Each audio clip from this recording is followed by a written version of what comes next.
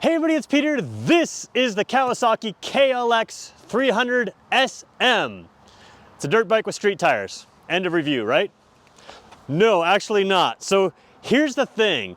A lot of people kind of view the supermoto class as exactly that. A dirt bike, sport bike tires, end of story. Well, Kawasaki goes a little further with this 2023 model by equipping it to make it practical for your life and a ton of fun. So in this video, we're going to talk about what this is, why it's good, why it's more than a dirt bike with tires, why it's practical for your life, and why it's fun. So that's what's going on. Now, first of all, if you've never seen our reviews before, I have full access to the Kawasaki lineup here at Jim Gilbert's Power Sports in Fredericton, New Brunswick. So here's how this works. We're trying to build a little community here on YouTube where I go over this bike, I give you what I think you may want to know, and when you have questions of things that I didn't answer, you can ask me in the comments, I'll answer in the comments, and we'll make more videos on bikes like this or other bikes in the lineup so that you have the answers that you need on video, because there's no way you're the only ones asking those questions, and we can build out a YouTube channel that has more. If you want to see this in person, of course, swing by Jim Gilbert's Wheels and Deals in Fredericton, New Brunswick. Let's get going with the review. All right, a dirt bike with street tires. Why even do this? Well, first of all, dual sport bikes have been around for a while. A dirt bike that has like off-road and on-road tires, but they're really more off-road tires. Basically what they used to do is put lights on a dirt bike, put a plate on it, call it street legal, and they were actually pretty fun, but they were never living up to their potential. Basically, they were built for people who thought they might go down a gravel road, go off-road, but want to maybe cross on some roads on the road. And it worked, but the potential of a bike like this is a ton of fun when you start unlocking the power with street tires. And you can YouTube all kinds of things on supermotos and kind of get what this can do. But street tires, and more specifically sport bike tires, allow crazy lean angles. These bikes are really lightweight, like really lightweight. 304 pounds, I think, is the curb weight of this. And it allows you to just have really full control. If you've never driven a lightweight sports car or a lightweight motorcycle that's sport capable, you kind of miss out on, you can experience and feel everything. So this is a 300cc. In a recent review, I did the Ninja 400, both small bikes, but completely different feelings. Both small sporty bikes, but completely different feelings, completely different way of going about a fun to drive bike. This one, unlike the Ninja 400, is a single cylinder. This one's geared for acceleration, just like a dirt bike. So you have lots of pop, lots of pickup, lots of pep through town. You could probably wheelie this thing. I haven't done it myself yet, but I'm sure someone will show you a video online of them doing that. And that's kind of the point of this bike, is it's a ton of fun. You get great acceleration going to town, you know, wherever you need to go. It's not really a highway bike, although it's certainly capable of highway speeds, but it's an amazing bike to make the average boring commute through a city a whole ton of fun. But the thing is, if you just put the tires on, you know, you could just take any dirt bike and probably save yourself some cash. This one does a number of things that make it better. And of course, you get that factory warranty right from the start. So let's look at some of those things that make this a practical bike to use every day.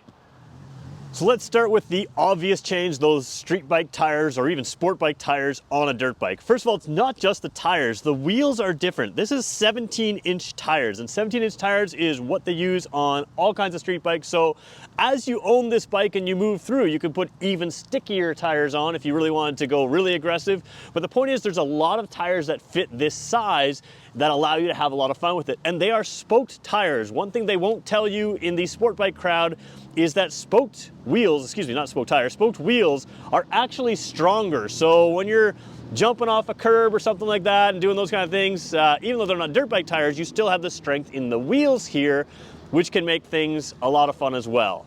I should point out you've got disc brakes here, pedal style disc brakes, and you've got the drilled rotor, so they can handle street speeds compared to maybe a dirt bike that doesn't have the same style of brake or certainly the same capability of brakes. Taking a look on the left side of the bike, you can see, of course, the typical dirt bike style suspension. You've got the piggyback reservoir. What that basically does, for lack of a technical term, is as the suspension compresses and, you know, opens and closes, it creates heat. This takes all of that heat and puts it up here and allows you to have really good, consistent performance in the shock. So you can really get aggressive, like I said, going over bumps and all kinds of things, and you have consistent suspension performance. It's also adjustable, which is important because you can take two passengers on this, and you can also tailored to your ride. Different than a dirt bike, a lot of people don't notice this. The pegs still fold up like you would want them to on a regular motorcycle, but they are rubber padded with a large rubber pad. If you're driving a dirt bike over gravel roads, you don't really care about vibrations, but once you're driving on the road and commuting in, this will help dampen the vibrations, which is really helpful. And of course, like we said, you can take a passenger, you can look at this down here, that's your foot peg, but we're gonna talk about more than just this foot peg right now. All right, because I'm not a great videographer, we're gonna try to get this all in one shot. So, when I talked about that passenger foot peg, you may have noticed this little loop down here, a little triangle. Well, it is also part of over here. You have a little extra piece of metal. There you have a piece of metal. What that is for is it allows you to tie a seat bag or a tail bag on the back here, and also have other tie downs for types of luggage. When you're using this bike, you're probably using it as a go to school, go to work, have fun around town, practical bike. And these allow you to put all kinds of accessories on here like luggage and other things. You also have the helmet lock right there, so you can leave the helmet on the bike. You can go to work or school or whatever you need to do and have your luggage attached by there. And if you need to, down over there as well.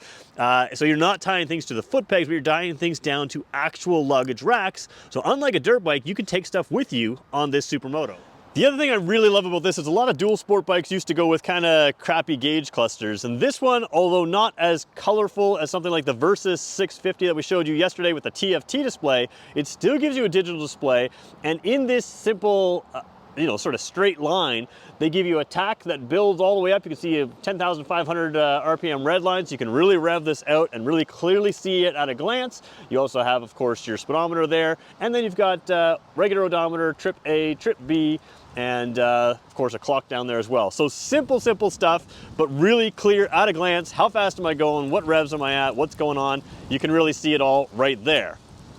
Left side handlebar, typical street stuff. You've got the horn down here, nice and loud. You've got signal lights that, again, typical Kawasaki stuff. This is high quality feeling stuff. High beams, low beams, really simple, and your clutch, really simple, and just kind of a direct feel. It's not the slipper and assist clutch like on the Ninja 400, so it's got a little bit of weight to it compared to that, but again, feels really good. You can really see what you're doing, and you've got good grippy dirt bike style grips here that, feel exactly like a dirt bike. We're gonna talk about those handlebars in just one second, but let's show you the right side first. Right side, throttle side, of course, you've got simple, easy to work throttle. You got the front brake there, start button here, kill switch there, simple stuff. We should also talk about the mirrors. It's always tough to film sort of and get everything perspective wise, but you can see here, when I'm driving this, I'm close to my mirrors, and being closer to your mirrors allows you to have a larger view behind you. Think about taking a bathroom mirror, going way out here, you kind of see the narrow, but you bring it close and you can see everything behind you. So having those mirrors nice and close and nice and big and widespread makes it really easy to see things behind you, which is kind of nice. Now, the difference with on a Ninja where they're in front of you is you don't have to take your eyes far off the road. Here, you're gonna be turning your head a little bit more to see your mirrors, so that's the benefit of having them in front. The benefit of having them back here is, again, a little bit wider field of view. Now, Supermotos, why are they cool? First of all, being lightweight, you can really control with your hands, your body, everything, and having that widespread bar allows you to really get control. At slower speeds in town, having that wide bar allows you to have a ton of fun, get really good lean angles in the regular city streets, going around corners, those kind of things. So it becomes a whole lot of fun to go right over to the right, bring it right back over to the left side, because you've got good control in both the width of the handlebar and the lightweight of the bike. So we spent a lot of time talking about how this thing is on the street with sort of like street components to the dirt bike, but what about dirt bike components on the street? You've still got long travel suspension, and you've got this frame bar that comes around here, guards out around here. So, if you happen to be jumping a curb or doing something that I wouldn't recommend legally in front of any police officer, in your own yard, of course, you've still got protection along here, along the engine there. So anything coming up here, you've got some protection that just keeps everything away from your vital components, and you can just have a lot of fun that you couldn't have on something like a Ninja 400. I'm gonna freehand the camera for a little bit here because I want to show you some of the differences here with having a dirt bike style on the road, a dirt bike style bike on the road. First of all these plastic panels, of course, they're there for protection. They're there to protect your passenger from the hot exhaust. You've still got a heat shield here as well. But if you were to drop the bike, these are very flexible. Sport bike panels are often a little less flexible, so you can kind of, if you're a new rider, this can take a little bit of abuse. We mentioned that you can take a passenger. If you don't want the passenger holding onto you, you can also have the passenger hold onto the handle right here. There's a little toolkit right there. Coming along back here, you can see you've got that tail light there. It's kind of got a little bit of sporty design. In fact, let's just turn on the bike for a second here and show you what the lighting looks like. So we'll turn it on. We'll turn on the left side signal, and well, I can't hit the brake when I'm doing this, but you can see the tail light. So again, you've got the, oh, it doesn't really show very well on camera. It shows great in person, but not on camera. But you can see the signal lights there. We'll look at the headlights while we're here. Again, simple stuff here, all durable stuff. And again, the benefit of not having LED lights, I really like the LED lights because they have that quick flash, but the benefit of not having that is if you were to drop the bike, first of all, these can take some abuse, but they are cheap to replace, unlike LED lights, which cost a little bit more to replace. Same thing here. If you were to damage that headlights, less expensive to replace. All of this stuff here, again, got some flexibility to it. It's not a big deal if it takes a little bit of impact over time. Now, of course, you want to keep it on the wheels, but it does allow you to kind of test your skills. And if something were to happen, you're not going to destroy your bike. So again, there's this piece down here we wanted to show you earlier, that little luggage clip down there. A closer look there at the other luggage tie downs and the helmet clip right there. And there's your rear wheel. You can see that sort of sport bike pattern, the spokes there. So just a lot of fun to ride, and also something that's very practical for a lot of riders, so that you can use it for more than just fun. You can use it for a lot of practicality. So who is this bike really for? And that's a question that I don't love to answer, because who it's for really matters less than what it can do well. This is an alternative sport bike. So you've got the Ninja 400 in the small displacement sport bike class.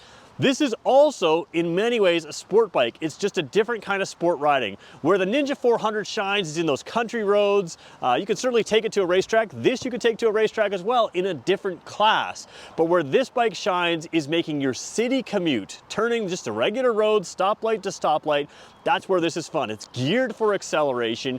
It's great fun around sharp corners, which are just intersection type corners, whereas the Ninja 400 to me is a little better designed for the country road kind of cornering, has a little bit of more wind protection if you're doing a lot more high speed riding. Can you drive this 80 to 100 kilometers an hour all day long? Sure, you can. You just don't have a ton of wind protection, which again, a lot of street bike riders don't either. So it's a bit of a do everything kind of bike. But the key of this bike is it's fun wherever you are. There are many sport bikes that you get in town and they just become less fun. They've got the narrow bars, it's a little harder to control its slow speeds, and they're kind of geared to rev it out and get to high speeds. Where this is geared to be really great stoplight to stoplight, in town, around corners. It's just a whole lot of fun to have a sport bike in the city with just a different kind of sport. So, in this review, obviously there's things I didn't answer for you. This is a 2023 bike. We're gonna have a lot of 2023 Kawasaki's coming in. I'm hoping I can earn your subscription. We can create that discussion that I talked about at the beginning of the video. If you wanna see this bike in person, come on down to Jim Gilbert's Wheels and Deals, Jim Gilbert's Power Sports here in Fredericton, New Brunswick. They are the #1 volume Kawasaki dealer in Canada, which is crazy because they only got the Kawasaki line just a few years ago. It's an amazing place. It's a destination store. So swing by, check this out in person, and subscribe to us on YouTube to see more of what we've got in stock. Thanks everybody for watching.